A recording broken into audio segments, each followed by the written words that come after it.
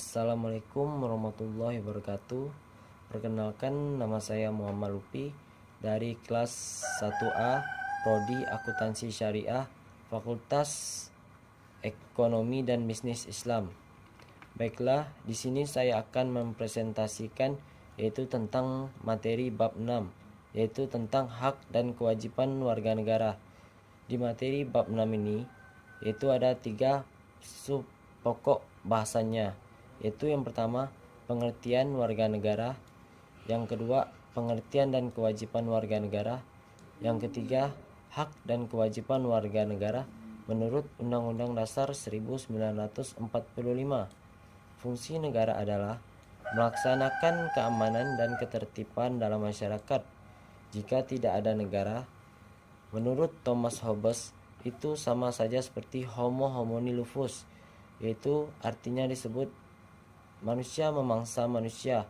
Untuk menghindari hal tersebut, maka kehidupan bernegara, negara dan warga negara sama-sama memiliki hak dan kewajiban.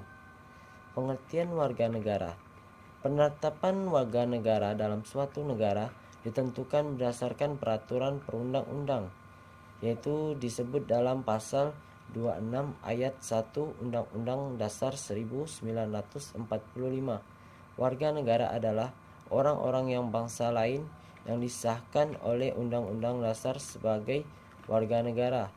Orang-orang bangsa lain maksudnya peranakan Belanda, Tionghoa, Arab yang bertempat tinggal di Indonesia, mengakui Indonesia sebagai tanah airnya, bersikap setia pada NKRI.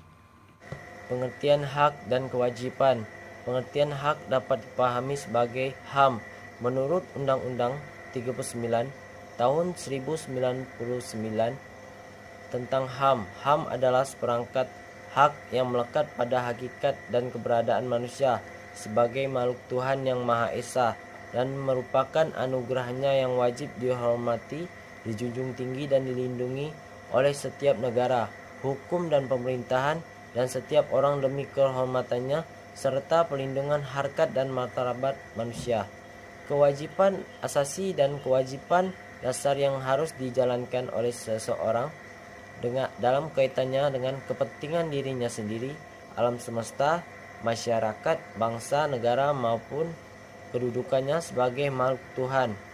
Di Indonesia antara hak dan kewajiban harus dipenuhi warga negara secara seimbang.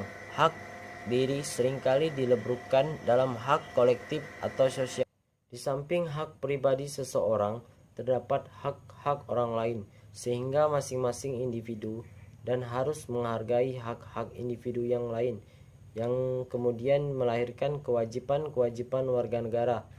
Perkembangan HAM di Indonesia pada tahun 1945 sampai dengan 1959, HAM sudah mendapatkan legitimasi yuridis dalam Undang-Undang Dasar 1945, meskipun belum optimal, seperti keleluasaan pendirian partai-partai politik. Pada tahun 1959 sampai dengan 1966 terjadi pemalsungan hak asasi sipil dan politik seperti hak untuk berserikat, berkumpul dan mengemukakan pendapat dengan tulisan. Pada tahun 1966 sampai 1970 muncul gagasan perlunya pembentukan pengadilan HAM. Pada tahun 1970 sampai dengan 1980 persoalan HAM mengalami kemunduran dan terjadi penolakan terhadap HAM. Pada tahun 1990 pemerintahan membentuk Komnas HAM dan pada akhirnya pada tahun 1998 sampai sekarang, setelah jatuhnya rezim pada Orde Baru, terjadi perkembangan luar biasa pada HAM dalam Undang-Undang Dasar 1945. Hak-hak dan kewajiban negara. Menurut Undang-Undang 1945, hak warga negara diatur dalam Undang-Undang Dasar 1945, Pasal 28A sampai 28J. Hak asasi pribadi. kebebasan berpendapat, kebebasan beragama, kebebasan bergerak, hak asasi ekonomi, hak memilih, hak manfaat, hak membeli, hak menjual, dan lain-lain.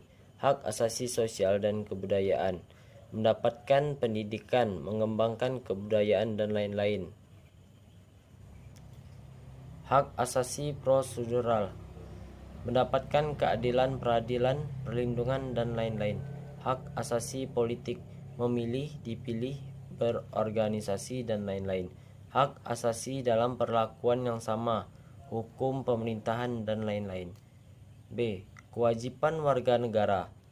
Pengatur kewajiban warga negara diatur dalam Undang-Undang Dasar 1945, pasal 27, 28, 30, dan 31, yaitu tentang membayar pajak, menjunjung hukum dan pemerintahan, menghormati HAM orang lain, tunduk kepada ketetapan undang-undang, ikut serta dalam usaha pertahanan dan keamanan negara, melaksanakan sistem pertahanan dan keamanan rakyat.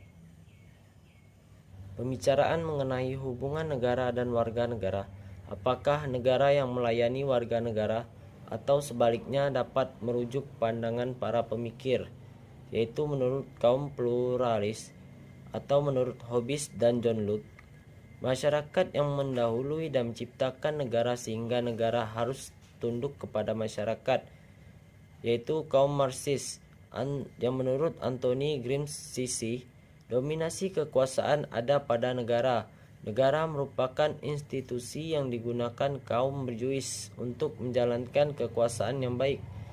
Kaum sintesis, menurut Anthony Giddens, menyatakan dua pandangan di atas kata kunci struktur atau negara untuk teori Marxis dan agensi atau warga negara untuk teori pluralis. Negara dan warga negara saling mempengaruhi.